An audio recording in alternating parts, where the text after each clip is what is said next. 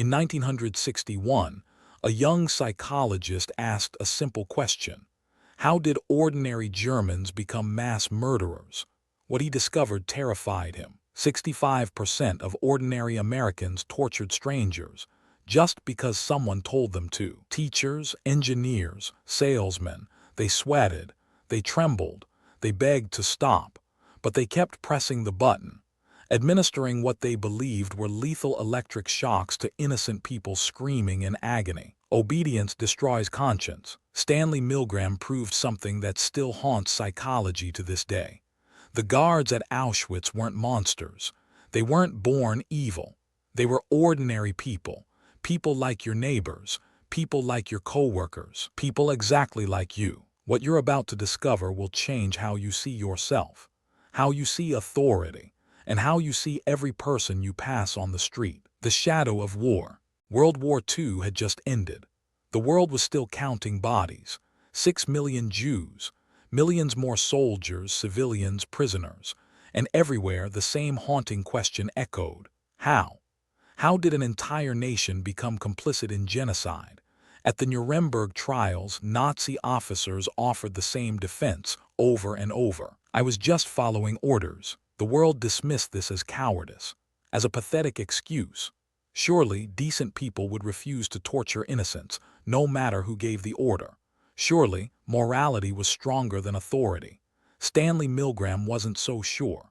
As a Jewish American whose family had fled persecution, the question haunted him personally.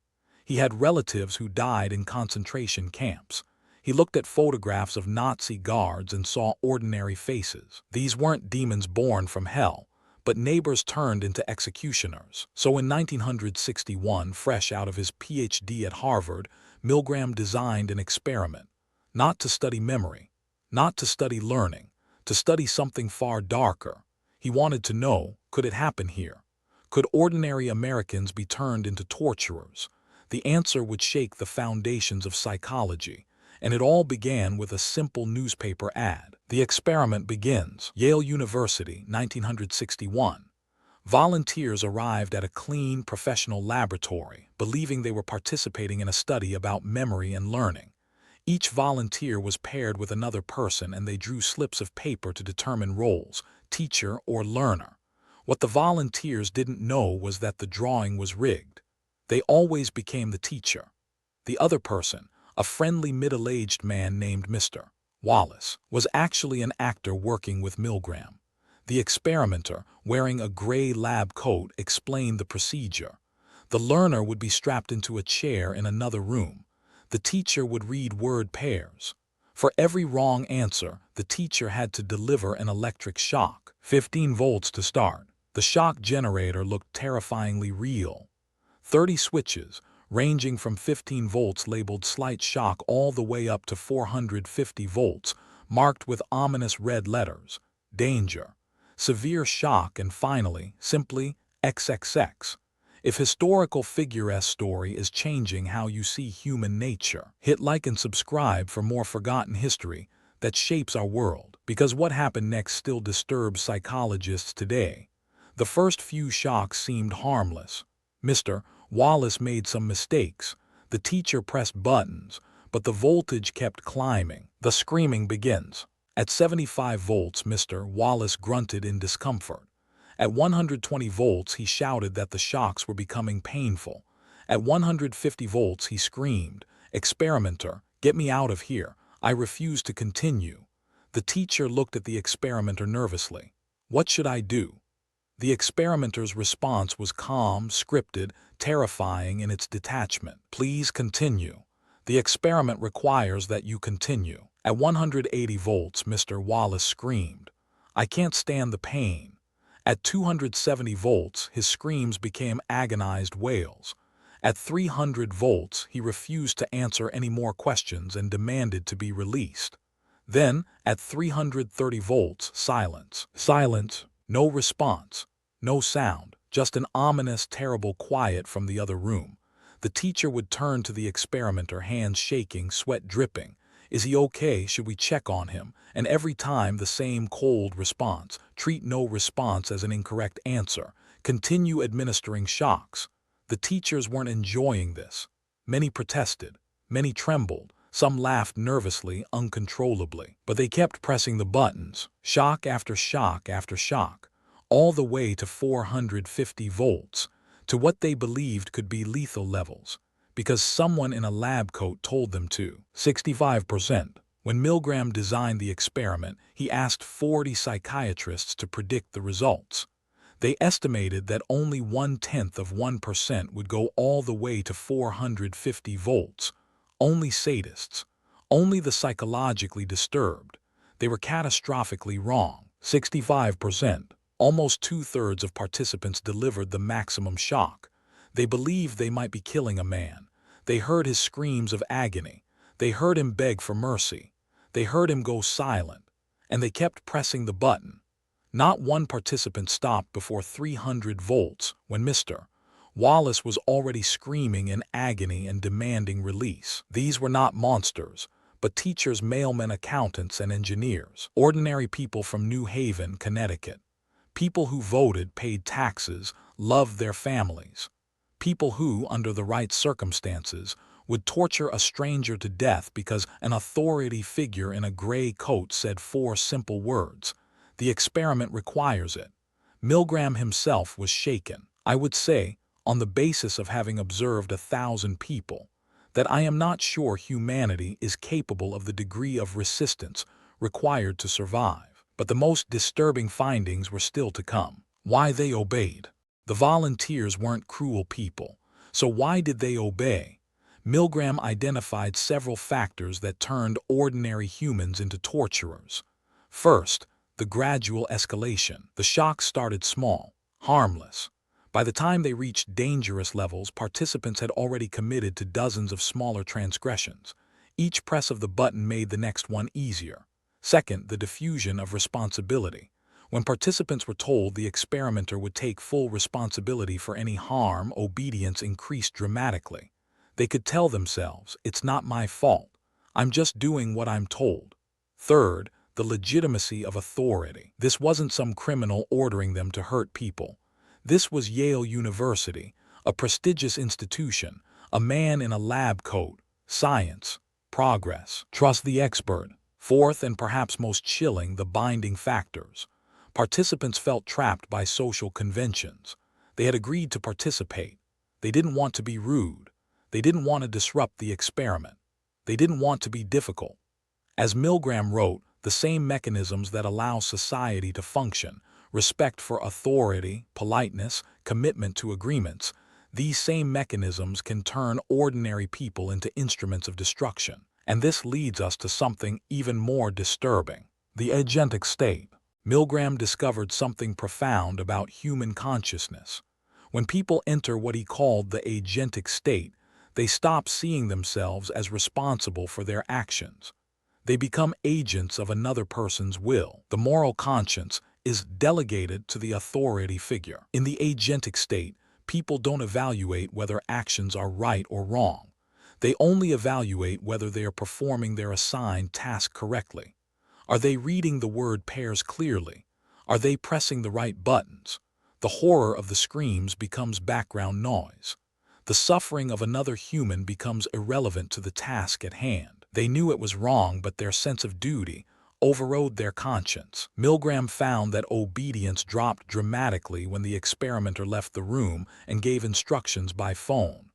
Without the physical presence of authority, many participants began to cheat, giving lower shocks than instructed. Some even pretended to shock while doing nothing. They needed the authority figure, watching, to override their humanity. This explains something terrifying about hierarchies.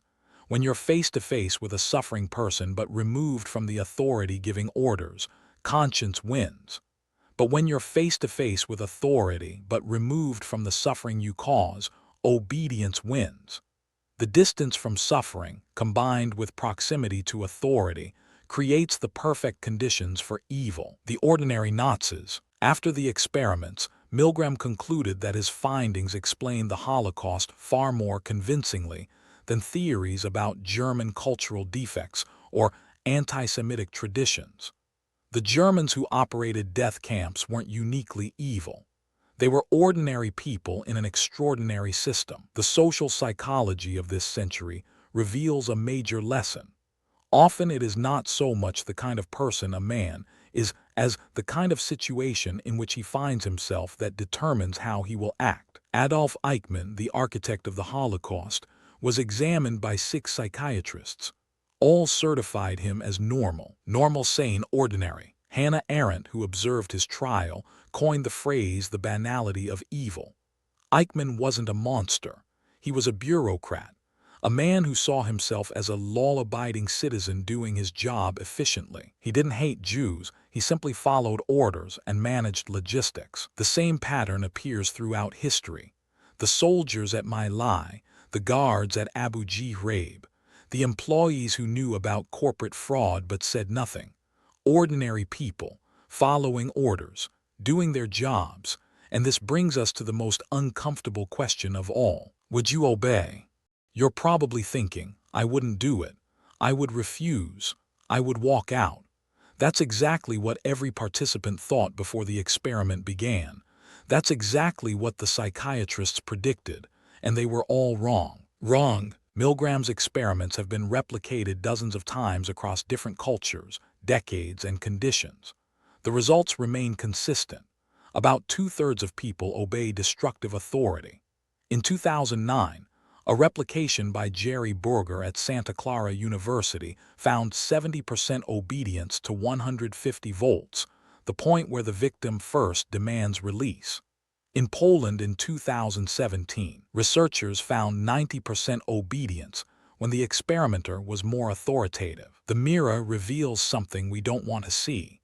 We like to believe we're the heroes of our own stories, that we would resist evil, that we would stand up for what's right. But Milgram proved that moral courage is much rarer than moral confidence. Most people don't recognize evil when they are inside it. They tell themselves stories. It's for science. The expert knows best. It's not my responsibility. I'm just doing my job.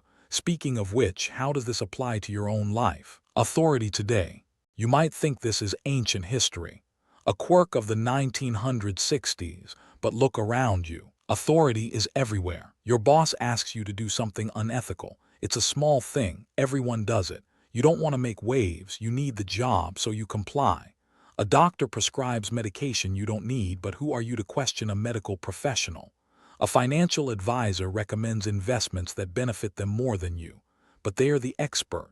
You follow instructions. A government official says these measures are necessary for security. Temporary restrictions. Trust us. And piece by piece, shock by shock, your resistance erodes. Social media companies design algorithms that manipulate behavior. We scroll and click exactly as their engineers intended us to. Corporations exploit workers and the environment, with employees who know better but need their paychecks. Politicians demand loyalty over principle, and followers obey. 1. Small compromises lead to large betrayals. 2. Legitimate authority reduces critical thinking. 3. Distance from harm enables cruelty. 4. Social pressure overrides individual conscience. Milgram's lesson isn't just about Nazi Germany. It's about every moment when authority asks you to abandon your own judgment. Which leads to the final question. Resistance is possible. There is hope in Milgram's data, though you have to look carefully to find it. 35% refused. They said no. They walked out. They chose conscience over compliance. What made them different? Milgram found that resistors shared certain characteristics. They took personal responsibility for their actions. They questioned authority rather than automatically trusting it. They focused on the suffering of the victim rather than the demands of the experimenter. The disappearance of a sense of responsibility is the most far-reaching consequence of submission to authority. The 35% who resisted weren't special people. They simply made a choice. They chose to see themselves as moral agents, not as instruments of authority. You can make the same choice. Question orders that feel wrong. Maintain proximity to the consequences of your actions. Refuse to outsource your conscience to experts, institutions, or leaders. Remember that just following orders is not a defense but an abdication. Think, question, resist. The capacity for evil lives in all of us, but so does the capacity for courage.